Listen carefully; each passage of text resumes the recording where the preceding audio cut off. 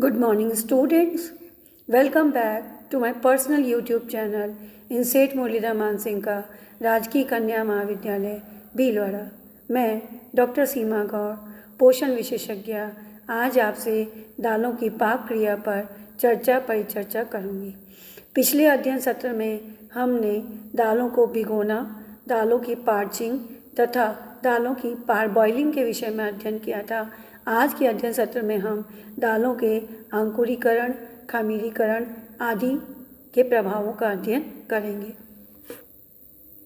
आज के इस अध्ययन सत्र में हम जिन बिंदुओं पर चर्चा करने वाले हैं वे हैं दालों के अंकुरीकरण एवं खमीरीकरण के प्रभाव, दालों को पकाने पर अम्ल, क्षार एवं लवणों के प्रभाव, दालों से बनने वाले विविध व्यंजन तथा अन्य भोज्य समूहों के साथ दालों का उपयोग कैसे करें। अंकुरण घरों में प्रयोग में आने वाली एक सामान्य प्रक्रिया है जिससे साबुत दालों से 1 से 5 सेंटीमीटर तक अंकुर निकल आते हैं और संपूर्ण दालों को 24 घंटों के लिए पानी में भिगोकर पानी निथार देते हैं। तत्पश्चात इन बीजों को सूती कपड़े में ढीला ढाला सा बांध देते हैं और 48 घंटे तक हल्की गर्म जगह पर रखते हैं। साथ ही साथ पानी के छींटे देते रहते हैं जिससे कि दालों में नमी बनी रहे। अंकुरण के लिए आर्द्रता, नमी और एक सामान्य तापमान बहुत आवश्यक है, जिसके विषय में हम अंकुरीकरण के चैप्टर में भली भांति पढ़ चुके हैं। दालों को अंकुरीकृत करने से दालों के पकाने के समय में कमी आती है। भिगोने एवं अंकुरित करने से दालों का ऊपरी छिलका नरम होकर फट जाता है, जिससे पकाने का पानी आसानी से दालों के अंदर जाके दालों को पका देता है। अंकुरण के दौरान बहुत से निष्क्रिय एंजाइम सक्रिय अवस्था में आ जाते हैं, जैसे अमाइलेज, पेप्टिडेज और लाइपेज, जिससे स्टार्च एवं प्रोटीन टूटकर छोटे छोटे सरल तत्वों में बदल देते हैं और दालों को सुपाच्य बना देते हैं। अंकुरण के दौरान ट्रिप्सिन इनहिबिटर, जो कि प्रोटीन के पाचन एवं अवशोषण में बाधा डालता है, वो नष्ट हो जाता है, जिसके कारण प्रोटीन की डाइजेस्टिबिलिटी, पाचनशीलता एवं जैविकी उपलब्धता बढ़ जाती है।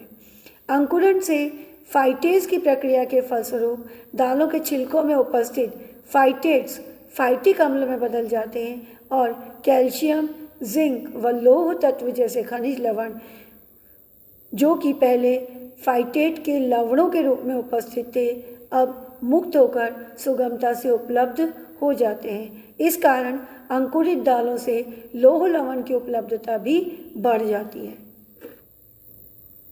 अंकुरण के समय विटामिन सी, विटामिन बी समूह जैसे B1 thiamine, B2 riboflavin, B3 niacin, folic अम्ल, कोलिन, बायोटीन एवं टोकोफिरोल की मात्रा में वृद्धि होती है। दालों से जो छोटे छोटे अंकुर निकलते हैं वो इन सभी विटामिन्स के बहुत रिच सोर्स होते हैं, इसलिए अंकुरित दालों से इनकी मात्रा अधिक मिलती है। दालों का स्टार्च सरल शर्कराओं में टूटकर माल्टोज में बदल जाता है, इसीलिए अंकुरित मूंग खाने पर कुछ मीठे स्वाद में लगते हैं, क्योंकि लार में उपस्थित एंजाइम टाइलिन वो माल्टोज का अपघटन कर ग्लूकोज में बदल देता है, जो कि मीठी लगती है। अंकुरण से दालों के ओलिगोसैकेराइड्स का भी अपघटन हो जाता है, जिससे अंकुरित दालों के उपयोग से गैस या फ्लैटुलेंस की समस्या उत्पन्न नहीं होती। अंकुरण से दालों की संरचना एवं स्वाद अच्छा हो जाता है और उन्हें बिना पकाए ही कच्चा आसानी से सेवन कर सकते हैं। अंकुरित दालों के व्यंजनों के उपयोग से आहार में विविधता भी आती है। खमीरीकरण, दालों को खमीरीकृत करने के लिए रात को भिगोकर सुबह पीसा जाता है और इसमें थोड़ा सा नमक एवं दही मिलाकर 8 से 10 घंटे तक छोड़ देते हैं। सर्दियों में खमीरीकरण में लगने वाला समय लगभग 24 घंटे हो जाता है, किंतु गर्मियों में तो 6 से 8 घंटे ही दालों में भली भांति अच्छा खमीर उत्पन्न हो जाता है। वातावरण में उपस्थित जीवाणुओं की क्रिया से भोज्य पदार्थ खमीरीकृत हो जाता है एवं खमीरीकृत पदार्थ से जो कार्बन डाइऑक्साइड गैस निकलती है वो भोज्य पदार्थ को एक अच्छी एवं स्पंजी संरचना प्रदान करती है। खमीरीकरण के प्रभाव। खमीरीकृत व्यंजनों में दो प्रकार के प्रभाव देखे जाते हैं। पहला भौतिक प्रभाव, दूसरा रासायनिक प्रभाव। भौतिक प्रभावों को जब देखें तो खमीरीकरण द्वारा मिश्रण का आयतन 2 गुना या उससे भी अधिक हो जाता है। खमीरीकृत खाद्य पदार्थों को पकाने पर उनमें गैस का प्रसारण होता है, जिससे बनने वाले पदार्थ का आयतन बहुत अधिक बढ़ जाता है। खाद्य पदार्थ का न केवल आयतन बढ़ता है, बल्कि बनने वाला पदार्थ भी बहुत नरम एवं स्पंजी हो जाता है। खमीर जितना अधिक उठेगा पदार्थ में, भोज्य पदार्थ में, बनने वाला व्यंजन उतना ही स्पंजी एवं नरम मुलायम होगा। खाद्य पदार्थों की अम्लीयता भी बढ़ जाती है, जिसके कारण व्यंजन में एक विशेष प्रकार का वांछनीय खट्टा स्वाद उत्पन्न होता है। अब बात करें रासायनिक प्रभावों की, तो खमीरीकरण के दौरान कुछ एंजाइम सक्रिय हो जाते हैं। जैसे अंकुरीकरण के दौरान एंजाइम सक्रिय हुए थे, वैसे ही खमीरीकरण के दौरान भी एंजाइम सक्रिय हो जाते हैं, जो प्रोटीन को अमीनो अम्लों में तथा स्टार्च को सरल टुकड़ों में जैसे कि माल्टोज और छोटे डेक्स्ट्रिन इत्यादि में तोड़ देते हैं, जिससे व्यंजन सुपाच्य बन जाता है। दालों में उपस्थित विषाक्त तत्व जैसे ट्रिप्सिन इनहिबिटर नष्ट हो जाते हैं एवं प्रोटीन की उपलब्धता बढ़ जाती है। खमीरीकरण के दौरान फाइटिक अम्ल में बदल जाता है तथा खनिज लवण लौह तत्व की उपलब्धता बढ़ जाती है। जीवाणुओं की वृद्धि होने के कारण व्यंजन में विटामिन सी तथा विटामिन बी समूह, B1, B2, B3, फॉलिक अम्ल एवं कोलिन की मात्रा में भी एप्रिशिएबल वृद्धि, सार्थक वृद्धि देखी जाती है। खमीरीकृत व्यंजनों के उपयोग से भोजन का स्वाद भी बढ़ता है, भोजन की पाचनशीलता, गुणवत्ता एवं विविधता में वृद्धि होती है। दालों को पकाने से उसकी पौष्टिकता पर क्या प्रभाव पड़ता है? सबसे पहला तो है दालों में जो एंटी न्यूट्रिशनल तत्व उपस्थित होते हैं, जैसे ट्रिप्सिन इनहिबिटर, जो प्रोटीन को ब्रेक डाउन करने वाले एंजाइम ट्रिप्सिन की कार्यप्रणाली में बाधा डालता है और प्रोटीन का पाचन और अवशोषण को अवरुद्ध करता है। हीमा एग्लूटिनिन्स, साइनोजेनिक ग्लाइकोसाइड, सैपोनिन्स, गोइट्रोजन्स एवं टैनिन इत्यादि नष्ट हो जाते हैं।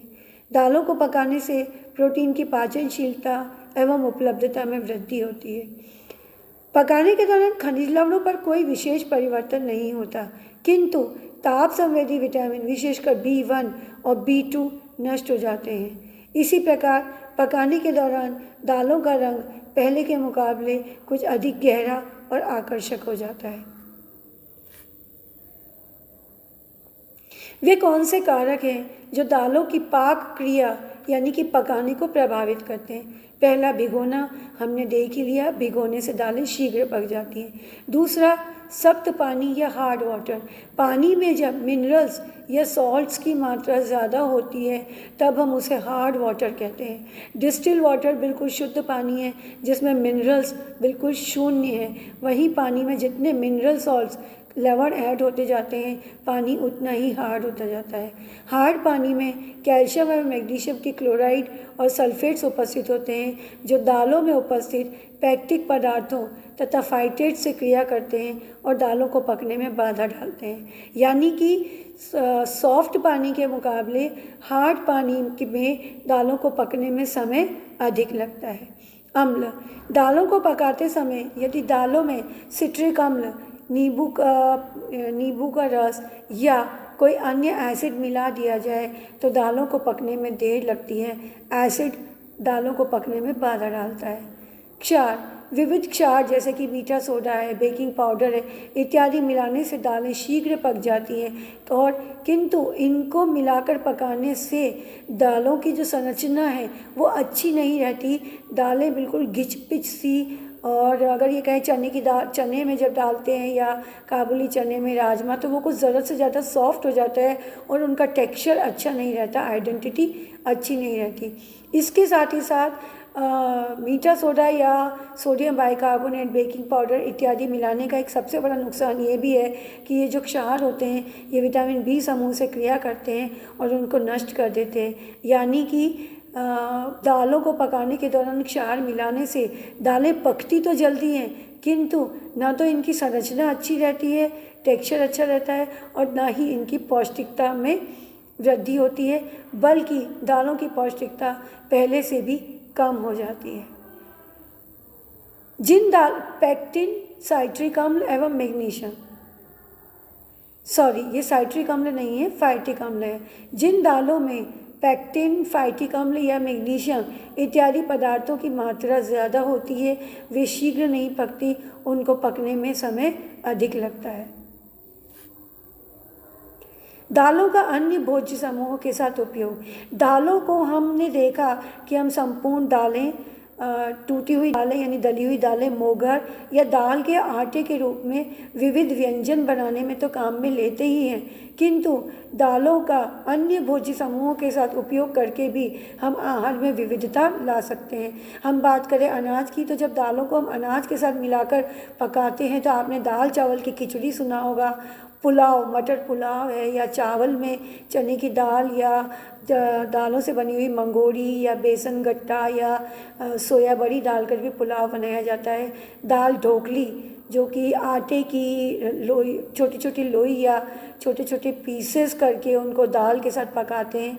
मक्की के ढोकले, जो कि दाल के साथ खाए जाते हैं। खमन ढोकला, जो कभी दाल चावल का या सूजी के साथ दाल मिक्स करके बनाते हैं। इसी प्रकार इडली है, इडली, डोसा, उत्तपम, जो कि हम दाल और चावल को मिक्स करके बनाते हैं। मिस्सी रोटी, जब हम आटे में बेसन का आटा और जौ का मिक्स कर लेते हैं।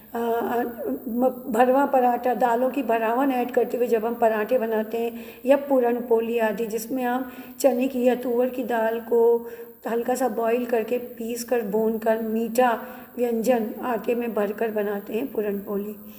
दूध एवं दुग्ध पदार्थ, दालों को दही के साथ मिलाकर दाल के दही बड़े हम बनाते हैं। मटर पनीर की सब्जियां बनाते हैं, बूंदी का रायता बनाते हैं, और कढ़ी या खांडवी इत्यादि कितने ही व्यंजन हैं जिनमें हम दालों को या तो दूध या दूध से बनने वाले जैसे दही, पनीर, खोया इत्यादि के साथ उपयोग करके बनाते हैं। बेसन चक्की, जिसमें कि हम बेसन के साथ दूध उत्पाद के रूप में खोआ या मावे को ऐड करते हैं।